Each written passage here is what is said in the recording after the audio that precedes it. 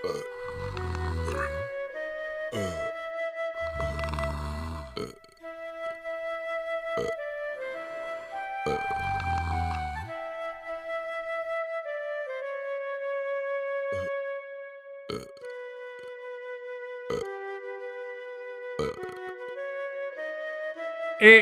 ये चबर चबर का शब्द किसका है बे?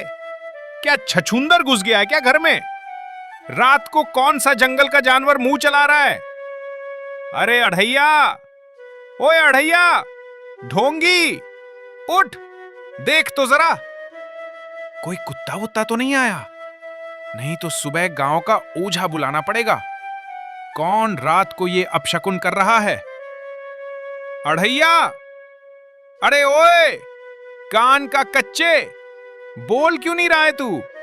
रात को तो तेरी जुबान झाड़ू की तरह चलती है। अभी क्या हो गया? अढ़ैया, कहीं तू ही तो नहीं रात को प्रसाद पर मुंह मार रहा है? अढ़ैया, तू ये क्या कर दिया? अरे मैं तो बस दांत में फंसा खाना निकाल रहा था भाई, वही चबर चबर हो गया। मैं हूं, कुत्ता नहीं। हे राम जी की कसम, ये क्या अनर्थ कर दिया तूने? तूने साक्षात ठाकुर जी के भोग को उठा लिया। कल सुबह जब गांव के लोग आरती में आएंगे तो हम क्या कहेंगे? क्षमा कीजिए ठाकुर जी, आपका प्रसाद तो अढ़िया ने अपनी रात की भूख की बलि चढ़ा दिया। अरे क्या बकवास कर रहा है? थोड़ा सा ही तो खाया है। प्रसाद तो सबके लिए होता है, और थोड़ा सा तो मैं देवताओं को अर्पण करने से पहले टेस्ट कर रहा था कि स्वाद कहीं खट्टा तो नहीं हो गया। खट्टा? तूने टेस्ट करके 4 सेर प्रसाद उड़ा दिया? अरे अक्ल के दुश्मन, ये चढ़ावा है, ये तेरा रात का पेट पूजा नहीं है। अब अनर्थ हो गया है, पाप पड़ेगा हम सबको। अरे क्या हुआ रे? इतनी रात को कौन चींपो मचा रहा है? क्या हुआ? फिर से कोई काली बिल्ली रास्ता काट गई? काली बिल्ली नहीं बाबा, ये देखिए, काला कर्म हो गया है। भगवान का प्रसाद चट कर गया अढ़ैया। बाबा जल्दी आओ, नहीं तो ये बाकी का भी। भगवान का प्रसाद चट कर गया? क्या? मेरा मोहन थाल, मेरा?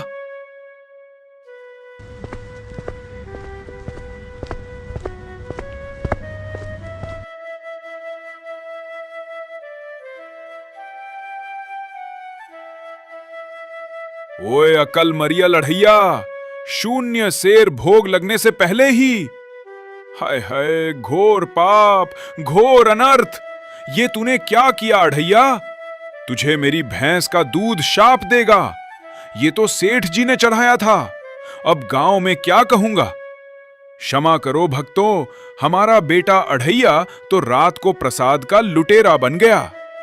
बाबा गलती हो गई, मैं तो बस रात को ठंडा लग रहा था, सोचा थोड़ा खाकर पेट गरम कर लूं। पेट गरम? अरे कलयुग के प्राणी, तुझे पेट गरम करना था तो तू अदरक का काढ़ा पी लेता। ये देसी घी का भोग है। चल उठ, अभी के अभी। तूने खाया है तो तू ही भरेगा। मथुरा, बांस की लाठी उठा, और अढ़ैया, अपनी पीठ पर लाद ये बचा हुआ पवित्र प्रसाद। कहां चलना है बाबा?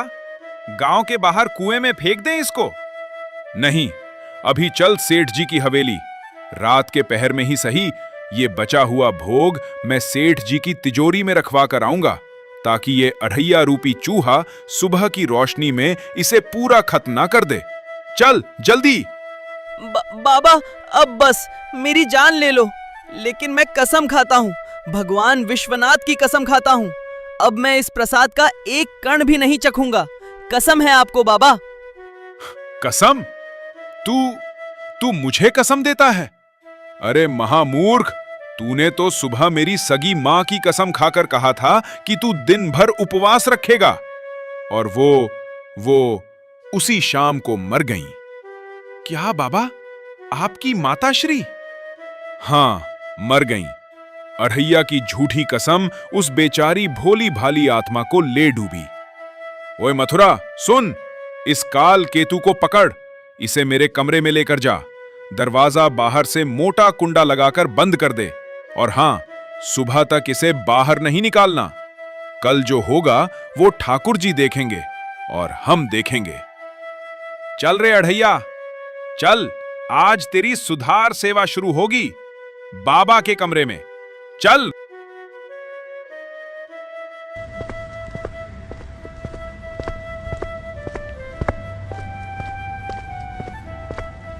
महंत जी, कहाँ हैं आप? आरती का समय हो गया और ठाकुर जी का भोग भी तैयार होगा। हमारा मोहन थाल कैसा है? जय सिया राम सेठ जी, पधारिए पधारिए। आज की आरती तो हो जाएगी, पर भोग के लिए मैं क्षमा चाहता हूं। क्षमा? किस बात की क्षमा महंत जी? क्या देसी घी में कमी थी या क्या हुआ? सेठ जी, बात यह है कि मेरा एक छोटा अज्ञानी बेटा रात के अंधियारे में उसने अनजाने में ठाकुर जी के चढ़ावे को जूठा कर दिया है। क्या? जूठा कर दिया? हे भगवान, ये तो अपशकुन हो गया। अरे क्या? जूठा कर दिया? वो भी रात को? उसका पेट नहीं भरता क्या? वो भूखा मर रहा है क्या? मैंने 5 सेर मोहन थाल चढ़ाया था। क्या उसे पता नहीं कि भोग की मर्यादा क्या होती है? क्षमा करें सेठ जी, मैंने उसे सजा दी है। वो अभी मेरे कमरे में बंद है। मैं आज गांव से दूसरा भोग मंगवाकर आरती करूंगा। आप मेरी प्रतिष्ठा बचाइए सेठ जी। आपकी प्रतिष्ठा बच जाएगी महंत जी, पर इस पेटू प्राणी का क्या होगा? ये तो कल भी यही काम करेगा। इस मूर्ख का पेट कभी नहीं भरने वाला। अगर इसका पेट नहीं भरता तो इसे राजा के दरबार भेज दो। हाँ, सुनो महंत जी, आपको शायद पता नहीं, हमारे राजा भानु प्रताप की बेटी हुई है और बेटी के जन्म की खुशी में राजा ने आज शाम को ही 111 गांव के ब्राह्मणों को भोजन पान कराने का ऐलान किया है। ये काम राजा के सबसे विश्वसनीय लोग ही करते हैं। वहां पकवानों का पहाड़ खड़ा होगा। वहां पूरी, कचौरी, रबड़ी, जलेबी का ढेर लगा होगा। अगर इस भूखे दैत्य को वहीं भेज दिया जाए तो वो अपने पेट की सारी भूख वहीं शांत कर लेगा और यहाँ का चढ़ावा सुरक्षित रहेगा। इतना बोलकर सेठ वहां से चला जाता है और फिर महंत जी तुरंत कमरे में जाकर राजा के भोज के बारे में दोनों से बता देते हैं। मदन, मेरी बात ध्यान से सुन।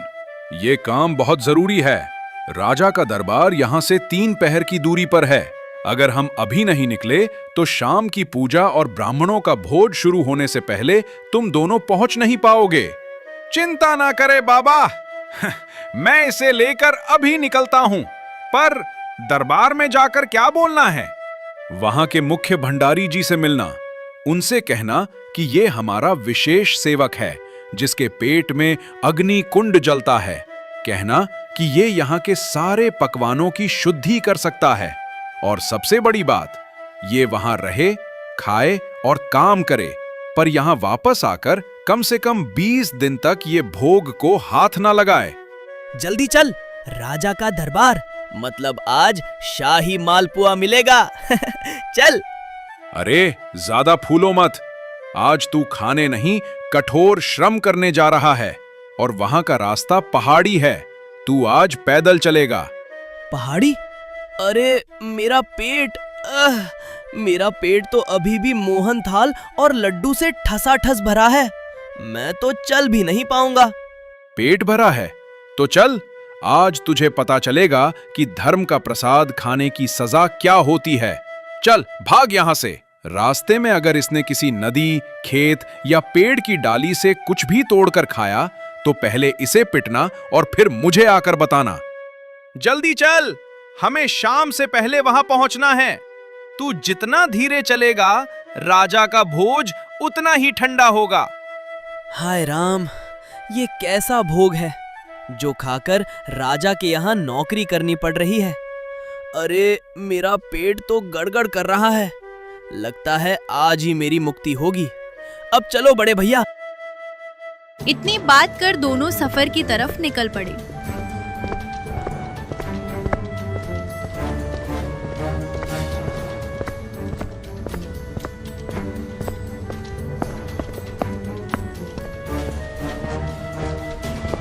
चलते चलते शाम हो गई थी दिन भर की थकान और अढ़ैया के पेट में भरी हुई भारी खुराक ने उसकी हालत पतली कर दी थी।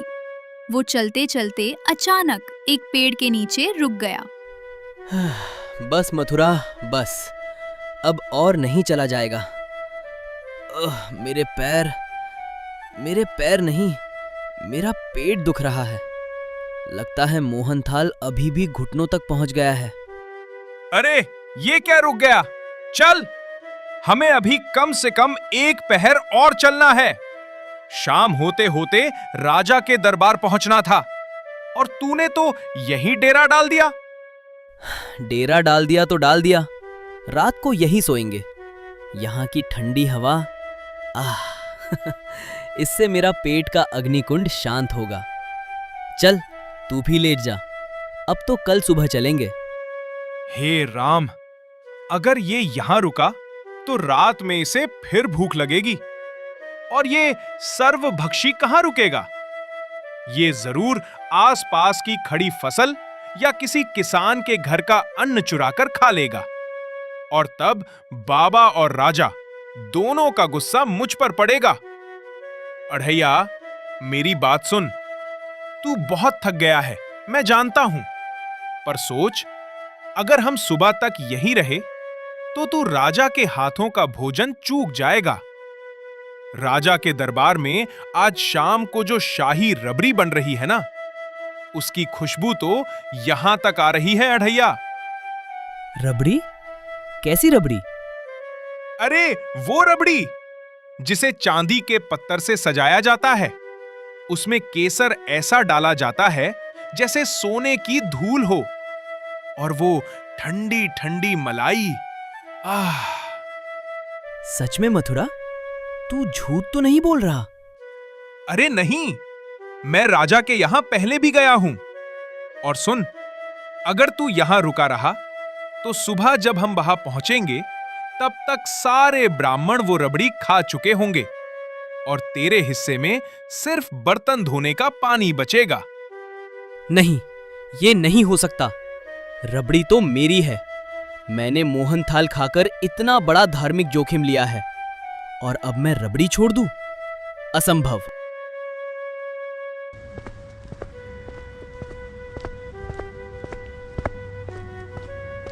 वे चलते चलते रात को महल के द्वार पर पहुंच गए। महल का द्वार विशाल था। मुख्य द्वार पर राजा के 2 हट्टे कट्टे द्वारपाल खड़े थे। भीतर से देसी घी में तल रही पूरियों और मीठे मेवों की सुगंध इतनी तेज आ रही थी और अढ़ैया के पेट में मोहनथाल और लड्डू भी विरोध प्रदर्शन करने लगे। मथुरा, तूने सही कहा था। ये सुगंध स्वर्ग से आ रही है। चल, जल्दी चल, इससे पहले कि कोई और रबड़ी पर हाथ साफ करे। ए, कौन हो तुम दोनों? और इतनी रात को राजमहल के द्वार पर क्या कर रहे हो? महाराज के सेवक। हम देवगिरी गांव के महंत दया सागर जी के चेले हैं। हम राजा के मुख्य भंडारी से मिलने आए हैं। हमें आज के शाही भोज के लिए भेजा गया है। भेजा गया है? क्या तुम दोनों निमंत्रण पत्र लेकर आए हो? आज राजा के यहां 111 ब्राह्मणों का भोज है, किसी साधारण भिखारी का नहीं। क्षमा करें महाराज, हम जल्दबाजी में थे। निमंत्रण पत्र तो नहीं है, पर आप भंडारी जी को बुला लीजिए, उन्हें पता होगा। भंडारी? महाराज के पास ऐसे रोज 20-25 लोग आते हैं जो बिना निमंत्रण पत्र के ठूसने चले आते हैं। निकलो यहां से। द्वारपालों की इतनी बात सुनकर तुरंत वे राजमहल के गेट के सामने से हटकर थोड़ी दूर खड़े हो गए। हाय राम, अब क्या करें? इतनी दूर आए और अब बिना खाए वापस जाना पड़ेगा। ये सुगंध तो मेरा उपवास तुड़वा देगी। बाबा ने मुझे यहाँ की हवा भी खाने से मना किया था और यहाँ तो साक्षात पकवानों का हवन हो रहा है। शांत हो जा मथुरा। तूने कभी सुना नहीं है कि क्या सुना नहीं है? जब सीधी उंगली से घी नहीं निकलता तब उंगली टेढ़ी करनी पड़ती है। अरे, ये तू क्या कह रहा है? यहाँ घी निकालने नहीं, पकवानों का पहाड़ तोड़ने आए हैं। वही मतलब वही है। अब तू देख मेरी उंगली टेढ़ी करने का शाही तरीका। इतना बोलकर अढ़ैया तुरंत फिर द्वारपालों के पास गया।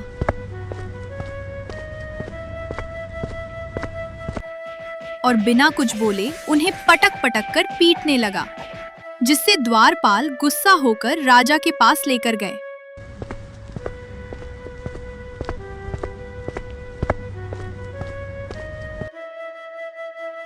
कौन हो तुम मूर्ख, और तुम्हारी हिम्मत कैसे हुई कि मेरे राजमहल के द्वारपालों पर हाथ उठाओ? क्या तुम्हें मृत्युदंड का भय नहीं है? महाराज क्षमा करें, हम देवगिरी गांव के महंत दया सागर जी के सेवक हैं। मेरा नाम मथुरा पंडित है। ये थोड़ा असमझ है। असमझ? इसने मेरे 2 वीर द्वारपालों को गिरा दिया। सेनापति, इसे तुरंत शूली पर चढ़ाओ। ठहरिए महाराज, आपको न्याय करना चाहिए। ये अन्याय है। कैसा अन्याय? अन्याय ये है कि हम इतनी दूर से आपके शाही भोज में शामिल होने आए थे। आपके द्वारपालों ने हमें रोक लिया। महाराज, आज आपकी बेटी का जन्म हुआ है, और क्या आप चाहते हैं कि आपके राज्य के सबसे कर्मठ और भूखे सेवक आपकी खुशी में उपवास करें? कर्मठ और भूखे? महंत जी ने क्या संदेश भिजवाया है? महाराज, महंत जी ने कहा है कि ये चेला सर्वभक्षी है। इसे भोजन पाण में लगा दें ताकि यहाँ के पकवानों की जांच हो जाए और ये कुछ दिन तक शांत रहे। इसे 111 ब्राह्मणों के भोज की व्यवस्था में लगाया जाए। पास में ही खड़े भंडारी से राजा ने बोला, क्या व्यवस्था है रे भंडारी, मेरे इस अनोखे राज्य में? महाराज, यहाँ पहले ही 100 से ज्यादा ब्राह्मण और उनके सहायक मौजूद हैं, और आज का भोज वो पहाड़ जैसा है। मुझे डर है कि हमारे पकवानों की कमी ना पड़ जाए। अच्छा, तो तुम कहते हो कि तुम्हारे पकवानों की कमी पड़ सकती है? तो फिर ये तुम्हारा समाधान है। अढ़ैया, तुम्हें मृत्युदंड नहीं मिलेगा, तुम्हें कार्यदंड मिलेगा। सेनापति, इन दोनों को भंडारी जी के हवाले करो। अढ़ैया, आज से तुम्हारा काम है भोजनशाला की सुरक्षा करना। भंडारी जी, इसे भरपेट खाना खिलाओ। इसे इतना खिलाओ कि इसे कम से कम 20 दिन तक राजा के नाम पर किसी भी चीज पर मुंह मारने की हिम्मत ना हो। जय हो महाराज की। आज से मैं भोजनशाला का सुरक्षा प्रमुख। आज मैं सबको दिखा दूंगा कि पेट की शक्ति क्या होती है। हे भगवान, ये कहां आकर फंस गए? अब ये भोजनशाला को सुरक्षा देगा या सफा चट कर देगा? भंडारी जी अढ़ैया और मथुरा पंडित को लेकर सीधे रसोई घर पहुंचे। वहां कुछ सहायक बड़े बड़े पतीलों और कढ़ाइयों के पास खड़े थे, जो शाम के भोज की आखिरी तैयारी कर रहे थे। ए, काम रोको। ये हैं महाराज के भोजन परीक्षक। अढ़ैया, इन्हें तुरंत भोजन परोसो, और मथुरा पंडित, तुम यहाँ किनारे खड़े रहो। भंडारी जी, मैं उपवास पर हूँ, मैं सिर्फ जल पान करूंगा। मथुरा पंडित रसोई घर के एक कोने में खड़ा हो गया। वो भगवान से प्रार्थना करने लगा, हे प्रभु, हे ठाकुर जी, राजा की इज्जत तुम्हारे हाथ है। 111 ब्राह्मणों के लिए बना ये अन्न किसी तरह बच जाए। अढ़ैया की भूख को थोड़ा नियंत्रण दो। उधर अढ़ैया के सामने एक बड़ी थाली लगा दी गई। थाली में सबसे पहले 4-5 पुड़ियाँ, ढेर सारी मेवों की सब्जी और 1 लोटा भरकर खीर रखी गई। अढ़ैया ने प्रार्थना का नाटक नहीं किया, उसने केवल भोजन की थाली को प्रणाम किया और फिर हमला शुरू कर दिया।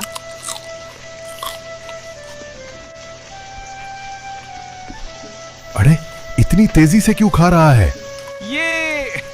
ये जांच कर रहा हूं कि कहीं ठंड तो नहीं लग गई खीर को। जल्दी 1 और लोटा लगाओ। ये तो जानवर की तरह खा रहा है। ये आदमी है या काल का दूत? इतनी जल्दी भोजन कहाँ जाता है इसका? भंडारी जी, मैंने भगवान से प्रार्थना कर दी है। अब जो होगा वो ठाकुर जी देखेंगे। उसने पूरियों का पहाड़ कुछ ही देर में संतल कर दिया। मेवों की सब्जी की बड़ी सी कड़ाही, जिसे 4 लोग मिलकर हिलाते थे, अब खाली थी। और वो शाही रबड़ी, जिस पर चांदी के पत्थर जड़े थे, उसे अढ़ैया ने खुले हाथ से चाट चाट कर साफ कर दिया। 1 से 2 घंटे में रसोई का सारा खाना खत्म। हे भगवान, इसने तो भोज का महाविनाश कर दिया। ब्राह्मणों के लिए एक मुट्ठी अन्न भी नहीं बचा। तुरंत भंडारी जी हांफते हुए दरबार पहुंचे।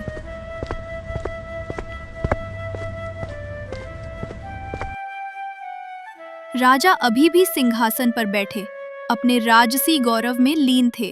आओ भंडारी जी, क्या हाल है? क्या वो भूखा चेला तुम्हारे काम आ रहा है? भोज की तैयारी कैसी चल रही है? शाम को 100 से ज्यादा अतिथि आने वाले हैं। महाराज, अनर्थ हो गया, अत्याचार हो गया महाराज। क्या हुआ? साफ साफ बताओ। महाराज, वो अढ़ैया, उसने भोजन की जांच कर ली है। जांच? तो क्या हुआ? पास हो गई या फेल? महाराज, भोजनशाला में एक पत्ता भी नहीं बचा है। उसने 111 ब्राह्मणों के हिस्से का भोजन अकेले ही चट कर दिया है। इतना सुनते ही पूरा दरबार सन्न रह गया। राजा भानु प्रताप के चेहरे पर पहले अविश्वास और फिर अति क्रोध छा गया। क्या बकवास कर रहे हो भंडारी? हमारे राजमहल में अन्न का भंडार भरा हुआ है। अगर भोजन कम पड़ गया है तो जाओ, अभी के अभी इसी क्षण दुगना भोजन बनाने का आदेश दो। हमारे दरबार में कमी जैसा शब्द नहीं होता। क्षमा करें महाराज, अब दुगना क्या, एक छोटा मालपुआ भी नहीं बन सकता। क्यों नहीं बन सकता? अन्न कहाँ गया? मेरे भंडार में कमी नहीं है। महाराज, अन्न का भंडार नहीं, आपके भंडार में अब सामग्री ही नहीं बची।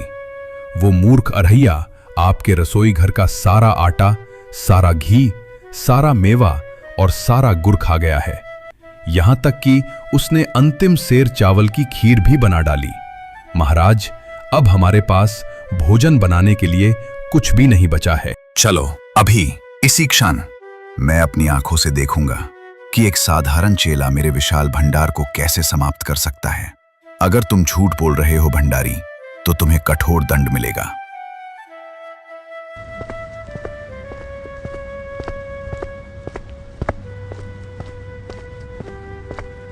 राजा ने अपने सेनापति और मंत्रियों को साथ लिया और तेज कदमों से शाही भोजनशाला की ओर बढ़ चले। राजा भानु प्रताप ने जैसे ही रसोई घर में प्रवेश किया, उनकी आंखें फटी रह गईं। वो अविश्वास और शर्म के मिश्रित भाव से खड़े रहे। हे भगवान, ये क्या है? क्या यहाँ युद्ध हुआ था? भंडारी, क्या तुम सच कह रहे थे? इसने सारा भोजन... महाराज, यही सत्य है। इसने भोजन की जांच इतनी शिद्दत से की कि जांच में कुछ भी नहीं बचा। राजा की नजर अब अढ़ैया पर पड़ी, जो खर्राटे लेते हुए विजयी मुद्रा में सो रहा था। राजा का राजसी गर्व एक झटके में टूट गया। उन्हें याद आया कि उन्होंने उसे मजाक में भरपेट खाना खिलाने का आदेश दिया था, ताकि वो 20 दिन तक मंदिर का भोग ना खाए। लेकिन इसने तो पूरे राज्य का भंडार ही खा लिया। राजा अपने सिंहासन की गरिमा भूलकर धीरे से अढ़ैया के पास गए।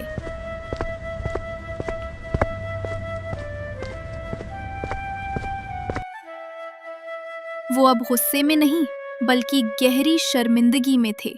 सेवक अढ़ैया, उठ जाओ मेरे भाई। मेरी लाज तुम्हारे हाथ में है। मैं शर्मिंदा हूं, मुझे माफ कर दो। मैंने कभी सोचा भी नहीं था कि मेरे राज्य का अन्न भंडार इतना कमजोर होगा। आज मैं हार गया। ये मेरी राजगद्दी की सबसे बड़ी हार है। मैं भानु प्रताप अपने आप को अत्यंत शर्मिंदा महसूस कर रहा हूं, जो अपने एक ब्राह्मण का पेट भी नहीं भर पाया। उठो सेवक, उठो और बताओ, क्या अभी भी कुछ बाकी है? अरे महाराज, आप यहाँ क्या कर रहे हैं? और हाँ, पेट तो भर गया। बहुत अच्छा भोजन था, बस थोड़ा मीठा कम था। मीठा कम था। अरे तुम उठो, अब तुम क्या चाहते हो? अब क्या खाओगे? यहां पानी भी नहीं बचा है। जल्दी उठो, रात को 110 ब्राह्मण और गांव वाले आने वाले हैं। मैं क्या करूं? महाराज, आप एक काम कीजिए। जब शाम को वो 110 ब्राह्मण और गांव के लोग आएंगे तो आप उनसे बस इतना कह दीजिएगा कि 110 ब्राह्मणों की बराबरी मेरे सेवक अढ़ैया ने अकेले कर दी है। हाँ, मैं यही कहूंगा। मैं इस सत्य का ऐलान करूंगा। आज से अढ़ैया की भूख इतिहास में लिखी जाएगी। बस महाराज, अब मुझे आज्ञा दें। मेरा काम खत्म हो गया है। आपके पकवानों का स्वाद बहुत अच्छा था और मुझे अब अपने बाबा की याद आ रही है। जाओ अढ़ैया, जाओ। मैं तुम्हें राजसी सम्मान के साथ विदा करता हूं। मथुरा पंडित, अपने भाई को ले जाओ और महंत दया सागर जी को मेरा प्रणाम कहना। उनसे कहना कि वह अपने अमूल्य चेले की सुरक्षा करें। और हाँ, बाबा से कहना कि वह 20 दिन की बात भूल जाएं। कम से कम 20 साल तक तो भोग की चिंता न करें। जैसी आज्ञा महाराज, हम अभी निकलते हैं। मथुरा पंडित, रात का समय है। मार्ग में सुरक्षा के लिए मेरे 2 सैनिक और प्रधानमंत्री स्वयं आपको गांव की सीमा तक छोड़कर आएंगे। यह मेरा आदेश है। महाराज, आपकी उदारता महान है। अढ़ैया ने जो अपराध किया था, आपने उसे वरदान में बदल दिया। हम सदैव आपके ऋणी रहेंगे। ऋणी मैं हूं पंडित जी, क्योंकि आज के बाद मेरे राज्य में कोई ये नहीं कह पाएगा कि राजा का भंडार कम पड़ गया। मैं तो कहूंगा कि मेरे यहाँ अढ़ैया जैसा पारखी आया था। राजा का आदेश पाकर मंत्री रात में ही अपने 2 सैनिक के साथ उन दोनों को उनके सीमा तक छोड़ने चल दिए।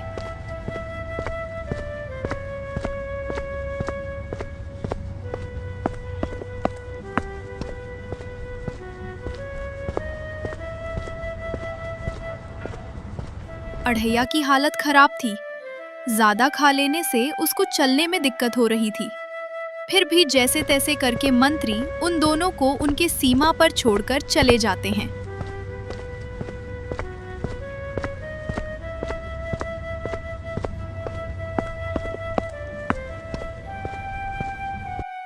और फिर दोनों भाई सुबह तक अपने घर पहुंच गए। अरे, आ गए तुम दोनों। कुशल मंगल तो है। राजा ने अढ़ैया को सूली पर तो नहीं चढ़ाया?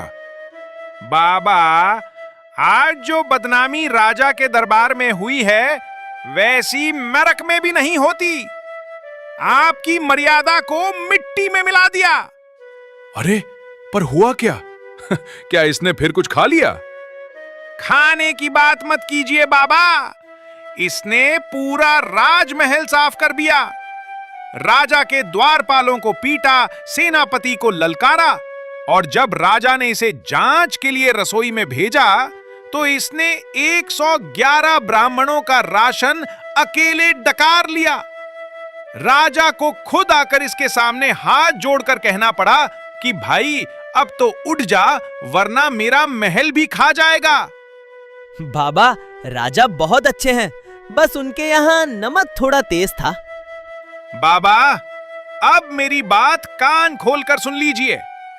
आज के बाद अगर आप इसे कहीं भी भेजें तो मुझे साथ मत भेजिएगा। मैं इसके साथ अब पाताल लोक भी नहीं जाऊंगा। मेरी उम्र 10 साल कम हो गई है इसकी भूख देख देख कर। ये आदमी नहीं, ये साक्षात अकाल है। शांत हो जा मथुरा। देख, राजा ने इसे सजा नहीं, सम्मान दिया है। इसका मतलब है कि अढ़ैया की भूख ने राजा का अहंकार तोड़ दिया।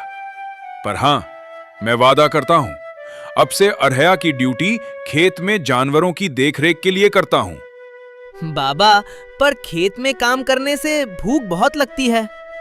चुप कर। अगर अब तूने भूख शब्द भी बोला तो मैं बॉस की लाठी तेरे पेट पर मारूंगा। शांत रहो मथुरा, जो होता है अच्छे के लिए होता है। जाओ बेटा, तुम खेत जाओ। तुम्हारा खाना पानी 1 हफ्ते के लिए बंद, सब कुछ लिमिट में मिलेगा, समझे? बाबा के आदेश के बाद अढ़ैया भारी मन से खेत की ओर चल पड़ा।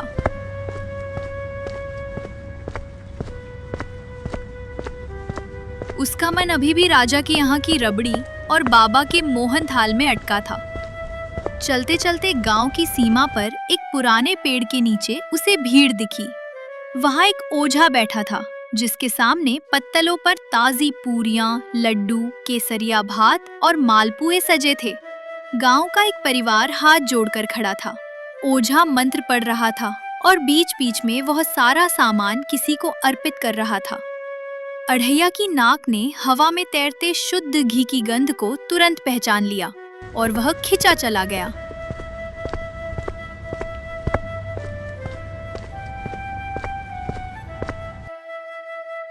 अरे ओ चचा, ये क्या हो रहा है? ये इतने दिव्य पकवान इस मिट्टी में क्यों दफन कर रहे हो? भगवान का पाप लगेगा। मूर्ख, हट पीछे। ये देवताओं का नहीं, पितरों का चढ़ावा है।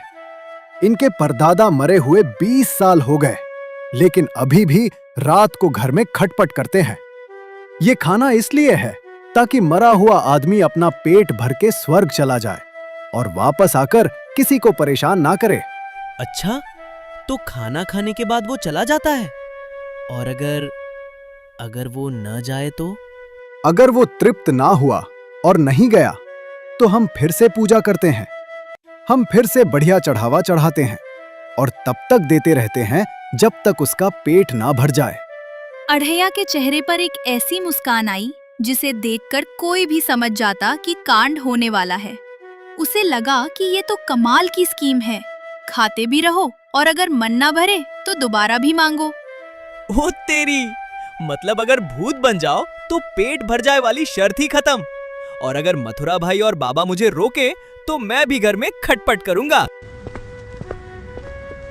अढ़ैया तुरंत इतना बोलकर वहां से थोड़ी दूर पर जाकर एक पेड़ के पीछे छुप जाता है। सुनो, चढ़ावा दे दिया गया है। अब आपके पितर इसे खाने आने वाले हैं। सभी लोग घर चलो और ध्यान रहे, कोई भी आदमी पीछे नहीं देखेगा, नहीं तो अनर्थ हो जाएगा। इतना बोलकर वे सभी वहां से जाने लगते हैं। ये सब अढ़ैया पेड़ से छुपकर देख रहा था। अरे ओ पितरो, बुरा मत मानना, लेकिन तुम तो आत्मा हो, तुम्हें स्वाद का क्या पता? असली स्वाद तो इस हार मास के शरीर को ही आता है। तुम बस खुशबू सूंघ लो, बाकी माल मैं निपटा देता हूँ। इतना बोलकर तुरंत अढ़ैया उस चढ़ावे के पास आता है और फिर सारे चढ़ावे को खाना शुरू कर देता है।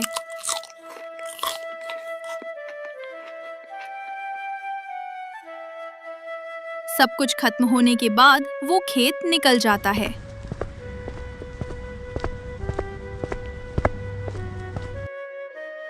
खेत में एक मचान के नीचे वो लेटकर सोचने लगता है। ये ओझा लोग भी कितने सीधे हैं, बस मंत्र पढ़ते हैं और खाना मिल जाता है। लेकिन असली मजा तो तब है जब लोग डर के मारे खुद घर से मालपुआ बनाकर लाए। अब मुझे एक कंकाल लाना होगा, इस मचान पर रख दूं। पर अगर लोग सिर्फ कंकाल देखेंगे तो कहेंगे किसी ने मजाक किया है।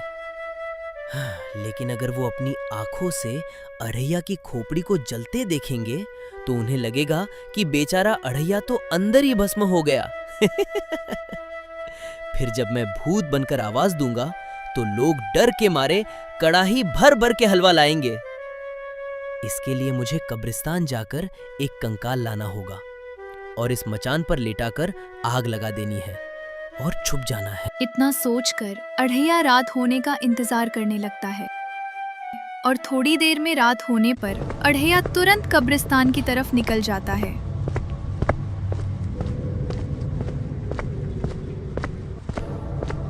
वहां पर जाकर काफी देर तक कंकाल ढूंढता है।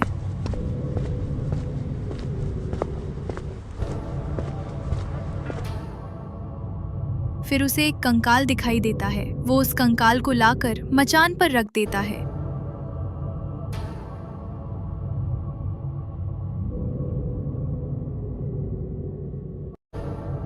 और फिर आग लगाकर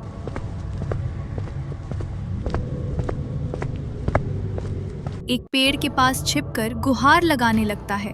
बचाओ बचाओ, मैं जल रहा हूँ। हाय मेरी भूख, मैं भूखा ही मर रहा हूँ, बचाओ। पास के खेतों में काम कर रहे एक दो किसान ये चीख सुनकर बदहवास हो गए। उन्हें लगा सच में अढ़ैया झोपड़ी में फंस गया है। दौड़ो दौड़ो, अढ़ैया की झोपड़ी में आग लग गई, अढ़ैया अंदर ही है। अरे अनर्थ हो गया, भागो गांव वालों। उनकी गुहार सुनकर पूरे गांव में खलबली मच गई। गांव में शोर, अढ़ैया जल गया, ये आवाज मथुरा तक पहुंची तो मथुरा पंडित के हाथ पांव फूल गए।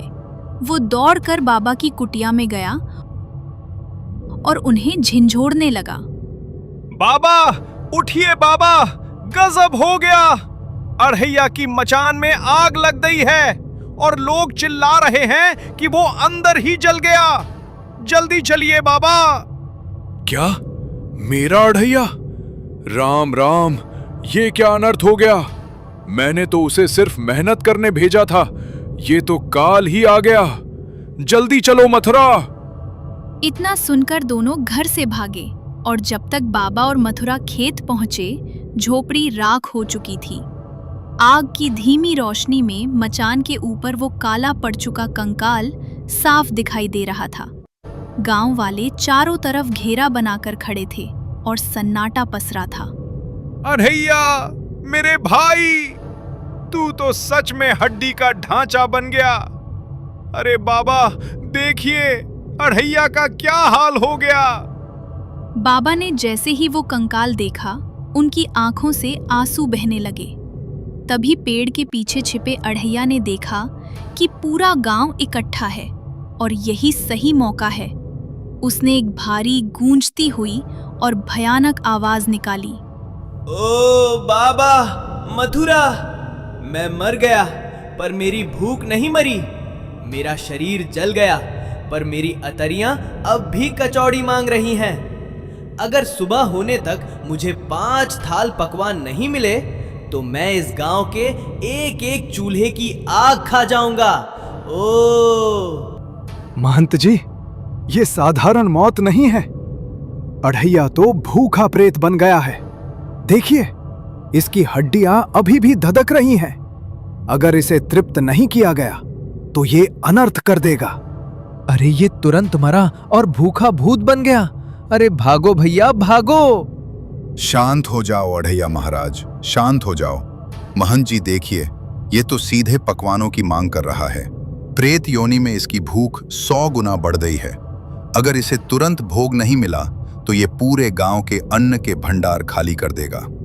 बाबा, ये तो वही आवाज है, पर कितनी डरावनी है। इसने तो जीते जी मेरा सिर खाया, अब ये गांव की कचौड़ियां खाएगा। बाबा कुछ कीजिए, वरना ये हमें भी टकार जाएगा। बेटा अढ़ैया, तू चिंता मत कर। तूने जीते जी कभी पेट भर के नहीं खाया, पर आज मैं तुझे भूखा नहीं रहने दूंगा। मथुरा, जल्दी गांव में खबर कर, जिसकी रसोई में जो बना है तुरंत यहां लेकर आओ। अढ़ैया को शांत करना होगा। बाबा का आदेश मिलते ही पूरे गांव में भगदड़ मच गई। लोगों को डर था कि अगर भूखा भूत नाराज हो गया तो पता नहीं क्या अनर्थ होगा। देखते ही देखते उस जली हुई मचान के पास पकवानों का ढेर लग गया। गांव वाले थालियां रखते और बिना पीछे मुड़े सरपट भागते। ओझा ने मंत्र पढ़ना शुरू किया। अतृप्त आत्मा, भोजन ग्रहण करो और शांत हो जाओ। उधर पेड़ के पीछे छिपा अढ़ैया पकवानों की महक सूंघकर अपनी जीभ लपलपा रहा था। वाह अढ़ैया, क्या दिमाग पाया है। सुबह तक खेत में पसीना बहाने वाला था और अब यहाँ 56 भोग मेरे स्वागत में सजे हैं। थोड़ा और डराता हूँ ताकि कल सुबह तक रबड़ी का इंतजाम भी हो जाए। अढ़ैया ने एक बार फिर जोरदार और डरावनी आवाज निकाली। ओ, ये तो बस शुरुआत है।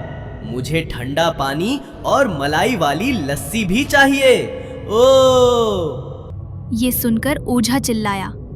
अरे भागो, इसे अभी और चाहिए। कोई लस्सी लाओ रे, नहीं तो हमारा खून पिएगा। इतना बोलते ही सारे लोग तुरंत रफू चक्कर हो गए और फिर थोड़ी ही देर में अढ़ैया बाहर आया और उन पकवानों को खाने लगा।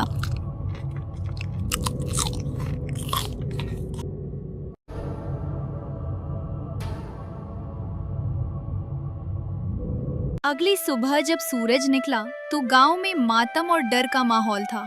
तभी खबर उड़ी कि मुखिया जी की पत्नी मुखियाइन अचानक बिस्तर से गिर पड़ी हैं और अजीब अजीब हरकतें कर रही हैं। वे आंखें चढ़ाकर बस एक ही बात रट रही थीं। मुझे भूख लगी है, मुझे मालपुआ चाहिए। पूरे गांव में अफवाह की आग फैल गई। अढ़ैया की आत्मा ने मुखियाइन को पकड़ लिया है। अढ़ैया का भूत अब घर घर घुस रहा है। मुखिया जी घबराकर गांव के सबसे खतरनाक ओझा भैरव ओझा को बुला लाए। भैरव ओझा ने अपनी लंबी जटाएं हिलाईं, भभूत उड़ाई और मुखियाइन को देखते ही चिल्लाया, मुखिया जी, अनर्थ हो गया। ये कोई मामूली भूत नहीं है, ये अढ़ैया ब्रह्म राक्षस है। इसकी आत्मा जलकर इतनी खतरनाक हो चुकी है कि ये पूरे गांव को शमशान बना देगी। इसे शांत करना होगा, वरना ये मुखियाइन को लेकर ही जाएगा। महाराज, जो चाहिए वो ले लो, बस मेरी पत्नी को बचा लो। सुनो, अढ़ैया की आत्मा ने भारी मांग रखी है। उसे 1 बोतल कड़क दारू, 1 पूरा खड़ा बकरा और अगले 1 हफ्ते तक 56 भोग चाहिए।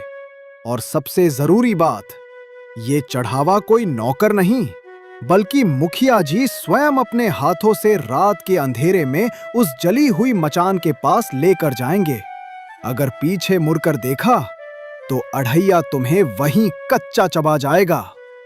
इतना सुनते ही तुरंत महंत जी बोल पड़े, ठहरो ओझा, ये तुम क्या अनर्थ कर रहे हो? हमारे मंदिर का चेला जो जन्म से शाकाहारी रहा, वो मरने के बाद बकरा कैसे मांग सकता है? तुम धर्म और डर के नाम पर गांव को गुमराह कर रहे हो। महंत जी, आप अपनी पोथी पत्रा संभालिए। ये प्रेत बाधा का मामला है। अढ़ैया की आत्मा जलकर तामसी हो गई है। वो अब मांस मदिरा के बिना शांत नहीं होगा।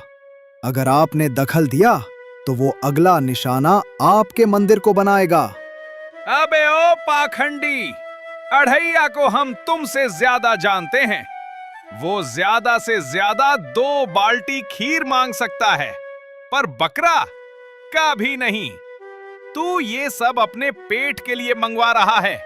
साफ साफ बोल, तुझे कितना माल चाहिए? भैरव ओझा को लगा कि उसकी पोल खुल रही है।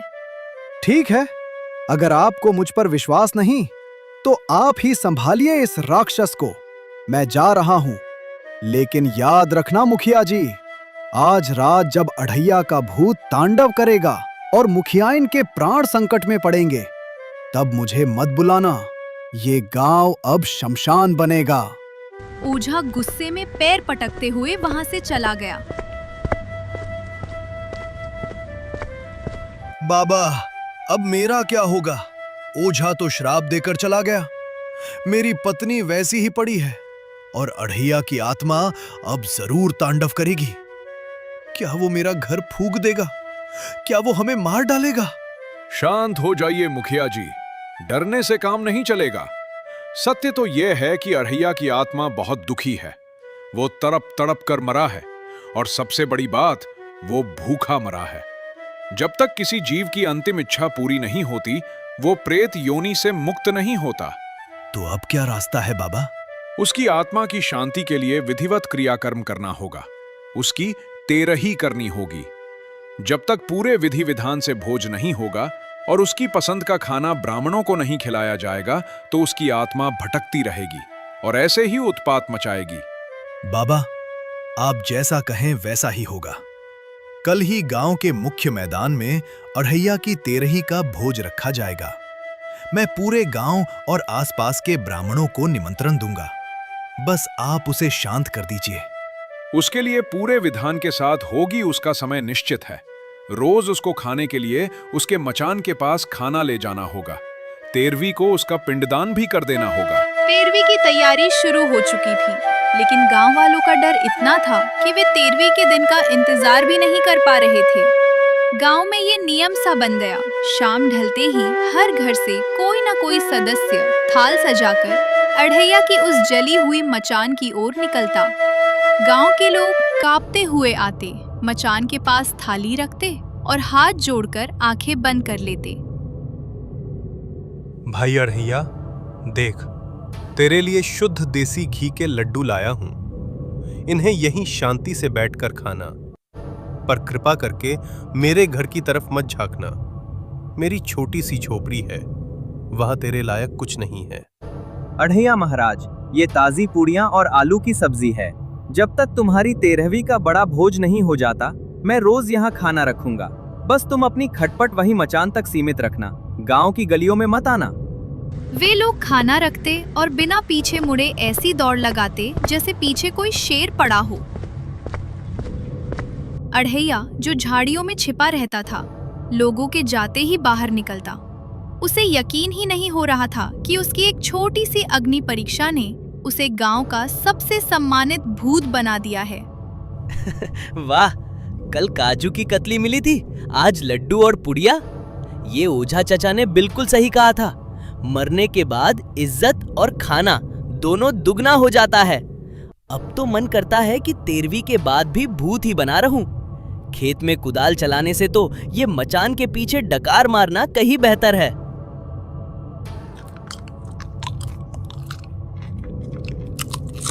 वो हर रोज अलग अलग घरों का खाना चखता और अपनी रेटिंग देता। कभी कहता मुखिया के घर का घी कम है, तो कभी कहता नाई के घर की कचौड़ी लाजवाब है। धीरे वक्त बीता। 13वीं के एक दिन पहले मुखिया एक आदमी के साथ उस जली हुई मचान पर आया।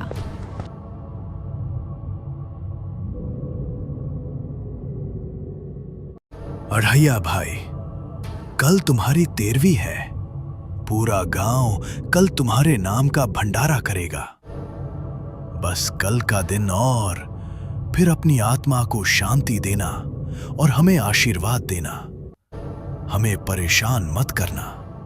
पेड़ के पीछे छिपे अढ़ैया ने सोचा कि कल 13वीं है, तो आज रात कुछ विशेष आवाज निकालनी चाहिए ताकि कल का भोज और भी भारी हो। ओ, कल मुझे रबड़ी चाहिए, ठंडी ठंडी मलाई वाली रबड़ी। अगर रबड़ी नहीं मिली तो मैं 13वीं की पंगत में खुद बैठ जाऊंगा। ओह, ठीक है, सब कुछ मिलेगा भाई।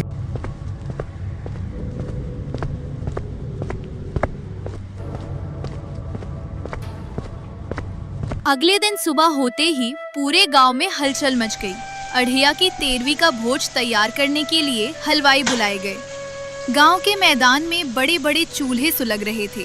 पूरियों की छनछनाहट और रबड़ी की महक ने पूरे गांव की हवा को स्वादिष्ट बना दिया था।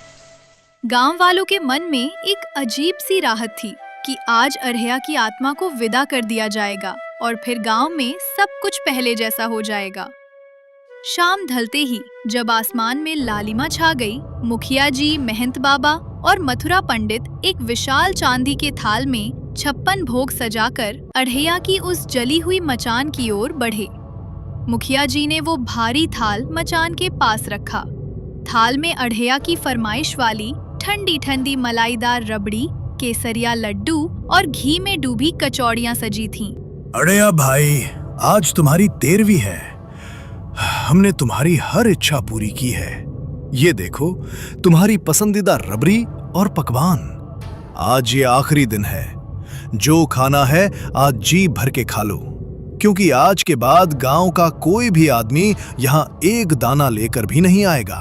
बेटा अढ़ैया, शांति से ये भोग ग्रहण कर और तृप्त हो जा।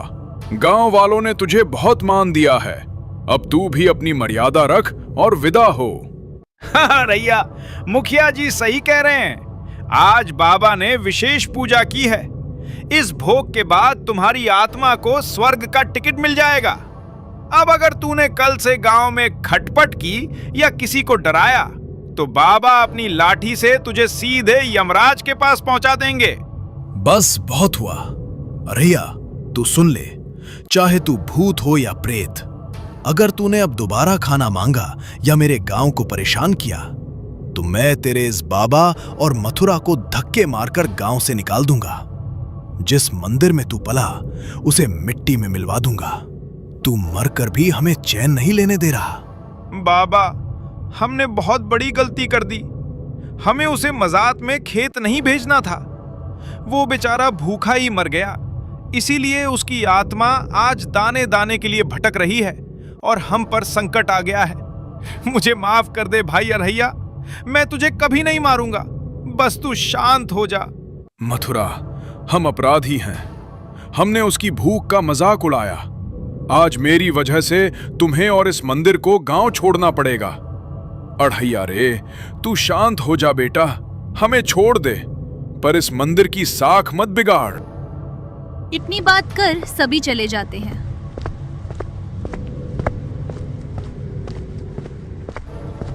और उधर अढ़ैया खेत में लेटे लेटे सोच रहा था, मैंने ये क्या कर दिया? अपनी इस पापी भूख के चक्कर में मैंने उन लोगों की जान जोखिम में डाल दी जिन्होंने मुझे पाल पोस कर बड़ा किया। अगर मुखिया ने सच में बाबा और मथुरा भाई को घर से निकाल दिया तो वे इस उम्र में कहाँ जाएंगे? उनकी क्या गलती थी?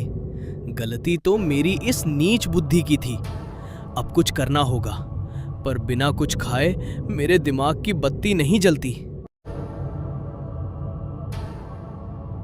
वो तेजी से सब कुछ खाता है और फिर खुद से ही बातें करने लगता है। अगर मैं सच ना बोलूं तो कल से खाना बंद हो जाएगा। लोग समझेंगे भूत शांत हो गया। पर बाबा और मथुरा भाई, वे तो यही समझकर तिल तिल मरेंगे कि अढ़ैया मर गया। वे तो गांव छोड़ने की बात कर रहे थे। अगर वे चले गए तो मेरा क्या होगा? और अगर कल को मेरा राज खुल गया तो मुखिया उन्हें कहीं का नहीं छोड़ेगा। अब बहुत हुआ। ये पकवान मेरी वफादारी से बड़े नहीं हो सकते। मुझे बाबा को सच बताना ही होगा। भले ही मथुरा भाई मेरी चमड़ी उधेड़ दे, भले ही बाबा मुझे मंदिर से निकाल दे, पर मैं उन्हें इस दुख में नहीं देख सकता। मुझे जाकर कहना होगा, बाबा, आपका अढ़ैया जिंदा है।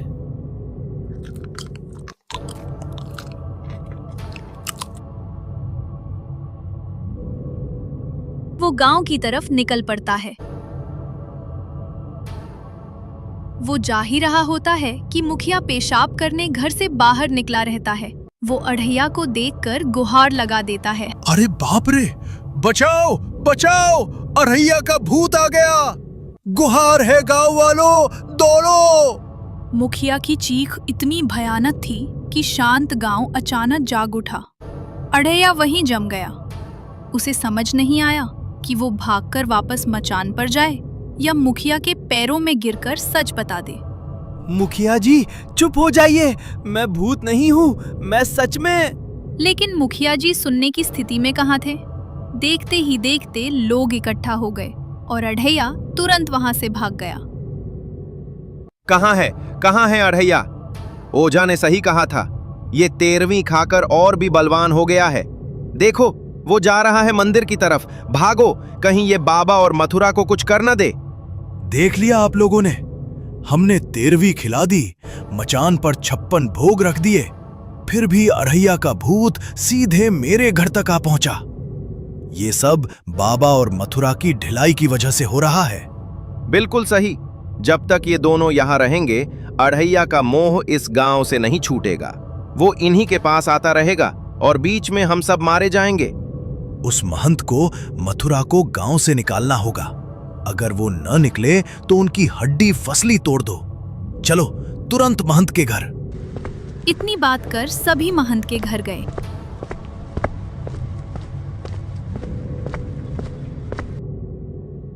महंत जी, अब बहुत हो गया।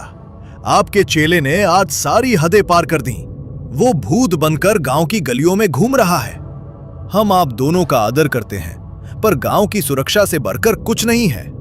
मुखिया जी, पर हमारा क्या दोष है?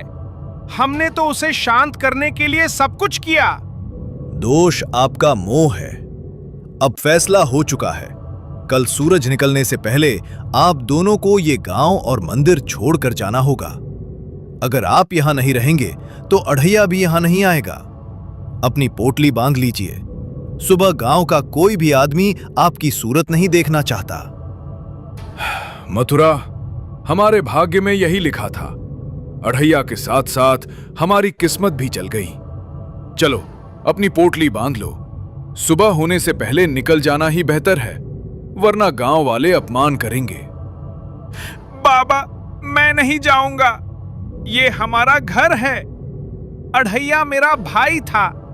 उसने जो किया सो किया, पर हम इस बुढ़ापे में कहां भटकेंगे? गांव वालों को समझाइए बाबा, उनसे विनती कीजिए। महंत जी, बात अब विनती की नहीं रही। मैं साफ कह रहा हूं, अगर इज्जत से नहीं जाओगे तो बदनामी के साथ भेजूंगा। पूरे गांव को बुलाकर ढोल पिटवा दूंगा कि आपके मंदिर का चेला भूत बनकर औरतों को डराता है और आप उसे काबू नहीं कर पा रहे। फिर लोग आपको धक्के मारकर निकालेंगे। मथुरा, अब मोह का त्याग कर दे। मोह ही सारे दुखों की जड़ है। जिस अढ़ैया को हमने अपना बेटा समझा, आज उसी की अतृप्त आत्मा हमें अपने घर से बेघर कर रही है।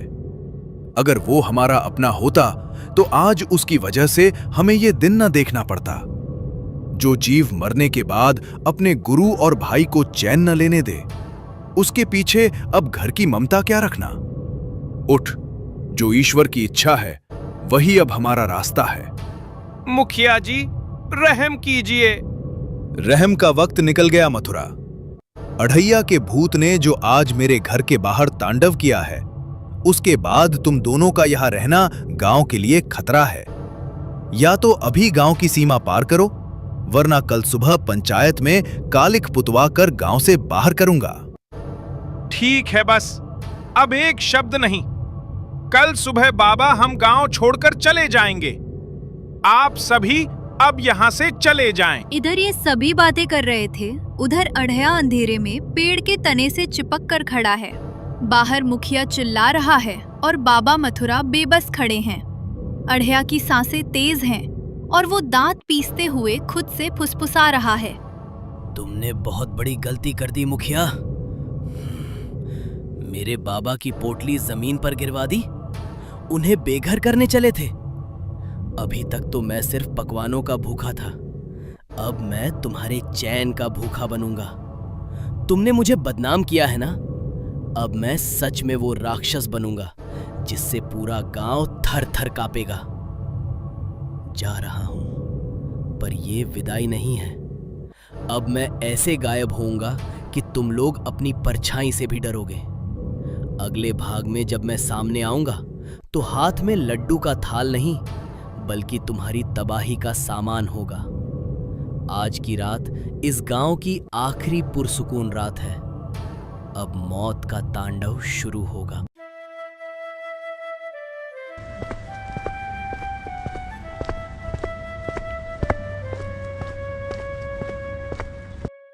मुखिया जी, अनर्थ हो गया। मेरी 10 साल की लाडो, मेरी बेटी रात से गायब है।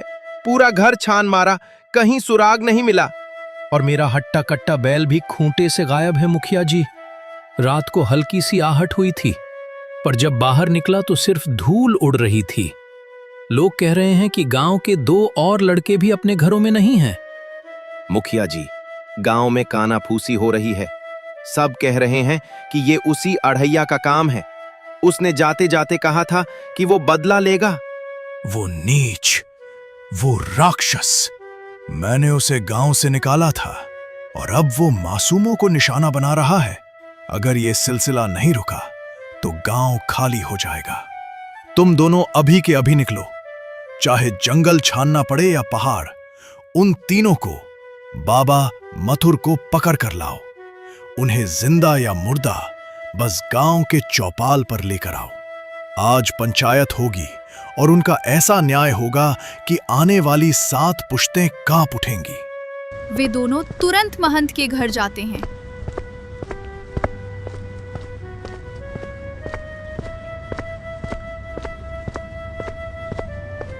और फिर मथुरा महंत को लेकर गांव के चौपाल के पंचायत में पहुंच जाते हैं। गांव वालों, कल रात तक हम जिसे सिर्फ एक भटकती आत्मा समझ रहे थे, आज उसने साबित कर दिया कि वो एक खूंखार राक्षस बन चुका है। मेरी आंखों के सामने से वो गायब हुआ और सुबह होते होते गांव की एक मासूम बेटी और कीमती जानवर गायब हो गए। साफ जाहिर है कि ये सब उस पाखंडी अढ़ैया का काम है। अरे, अढ़ैया ने हमारी बेटी उठा ली। मार डालो इन सबको। इन्हीं के कारण वो शैतान यहां भटक रहा है। बस करो मुखिया जी, अपनी मर्यादा मत भूलो। अढ़ैया चोर हो सकता है, काम चोर हो सकता है, लेकिन वो किसी मासूम बच्ची को हाथ लगाए, ये नामुमकिन है। वो एक चींटी तक नहीं मार सकता था, वो अपराधी कैसे हो गया? चुप रहे मथुरा। उसने जाते जाते खुद कहा था कि वो मौत का तांडव करेगा, और देख लो, तांडव शुरू हो गया है। वो अब इंसान नहीं रहा, वो एक प्रेत बन चुका है जिसे सिर्फ खून और तबाही चाहिए। मोह ने उसे अंधा किया था, पर अन्याय आप कर रहे हैं। जिस बच्चे ने आपके घर का पानी पिया, वो आपका दुश्मन कैसे हो गया? बहस बहुत हो गई। लठैतों, इन दोनों को चौपाल के इसी खंबे से बांध दो। अगर वो भूत इन्हें बचाने आता है तो हम उसे जिंदा जला देंगे, और अगर वो नहीं आया तो कल सुबह इन दोनों को कालिख पोतकर पूरे गांव में घुमाया जाएगा और फिर कोड़े मारकर निकाला जाएगा। रुको मुखिया जी, न्याय का ढोंग बंद करो। तुम जिस अढ़ैया को शैतान कह रहे हो, वो इसी गांव के मंदिर की छांव में पला है।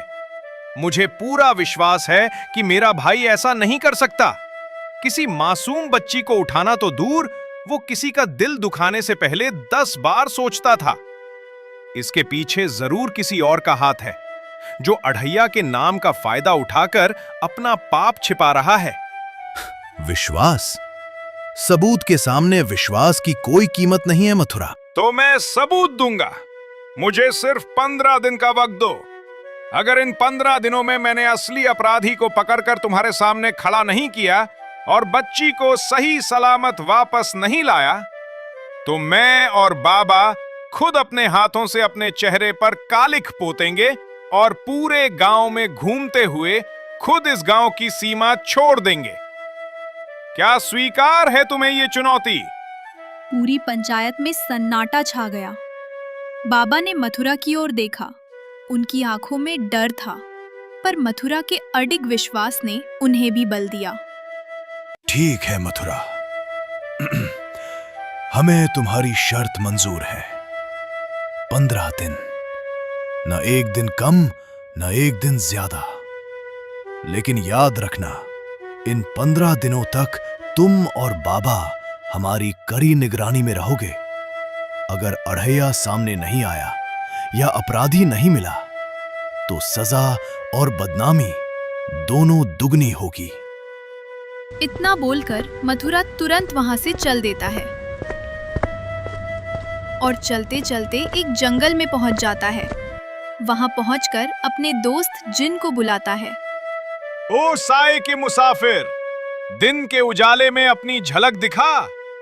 प्रकट हो दोस्त। जिन भाई, आजा मेरे दोस्त, आजा।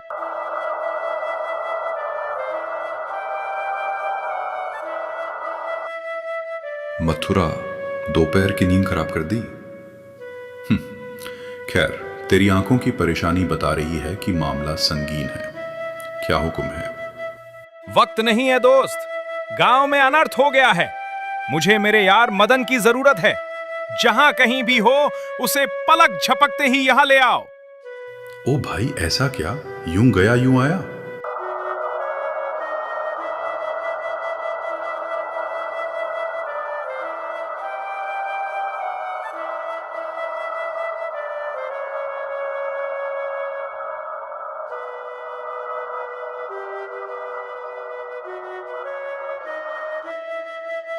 मथुरा, ये क्या तरीका है? मैं अभी सपने में दावत खा रहा था और इस धुएं के गुब्बारे ने मुझे सीधे यहां पटक दिया। कम से कम आराम तो करने देते। नींद से जाग जा भाई, वरना अब हमेशा के लिए सोना पड़ेगा। गांव में आग लगी है और तू यहां सपने देख रहा। मथुरा ने मदन को पूरा मामला समझाया। मदन की नींद अब पूरी तरह उड़ चुकी थी। अच्छा, तो मुखिया ने ये चाल चली है? और अढ़ैया गायब होकर खुद को भूत साबित करने पर तुला है। रुक, अभी सुस्ती उतारता हूँ। मथुरा, तू चिंता मत कर, मैं अभी गांव वापस जाता हूँ और पागल भिखारी का भेष बनाकर मुखिया की हवेली के बाहर बैठ जाता हूँ। भिखारी को कोई नहीं टोकता, पर भिखारी सबको देखता है। ये मजाक करने का वक्त नहीं है मदन, मामला अब पेचीदा हो गया है। 15 दिन की मोहलत है और गांव की मासूम बच्ची और जानवर गायब हैं। मेरी बुद्धि कहती है कि ये काम अढ़ैया का नहीं है, पर गांव वाले उसे भूत मान चुके हैं। और मैं अपनी जासूसी शुरू करने वाला हूँ, पर मुझे शक है कि इस खेल के पीछे कोई और है। क्या वो मुखिया है जो अपनी गद्दी बचाना चाहता है, या जंगल में कोई नई डायन आ गई है जिसने अढ़ैया के नाम का फायदा उठाया है? मैं तो ऊपर से सब देख रहा हूं, पर असली राज तो तभी खुलेगा जब आप लोग हमारा साथ देंगे। बच्चों को किसने चुराया? मेरा दोस्त अढ़ैया, वो लालची मुखिया, या कोई नई बला? दोस्तों, कमेंट में हमें अपनी राय जरूर बताएं। आपको क्या लगता है, असली गुनहगार कौन है? और हां, हमारी यह कहानी आपको कैसी लगी? क्या आप चाहते हैं कि हम अढ़ैया भूत भाग 2 लेकर आएं, जहां बच्चों की तलाश और असली तांडव शुरू होगा? आपके कमेंट्स का इंतजार रहेगा। तब तक के लिए सावधान रहें, क्योंकि अढ़ैया कहीं भी हो सकता है।